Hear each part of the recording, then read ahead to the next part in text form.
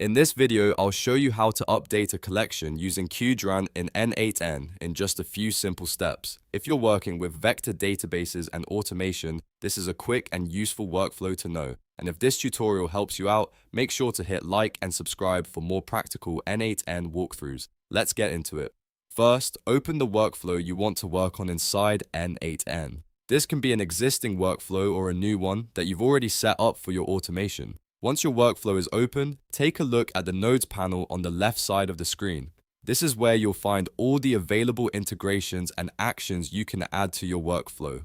Now, from the Nodes panel, search for Qdrant. You can either scroll through the list or use the search bar to find it faster. Once you see the Qdrant node, click on it to add it to your workflow. This node is what you'll use to interact with your Qdrant collection and make the changes you need. After adding the Qdrant node, go to the operation settings and choose Update Collection. This is the specific action that lets you modify the collection configuration inside Qdrant. Make sure you select the correct operation so you're editing the collection itself and not performing a different database task. Next, configure the settings for what you want to update. Depending on your use case, you may need to adjust fields such as the collection name, vector settings, or other collection parameters available in the node. Enter the values carefully so the update matches exactly what you want. This step is important because the changes you make here will be applied directly to your Qdrant collection. Once everything is set up, double-check your configuration to make sure all the details are correct. Then save the node and run the workflow when you're ready.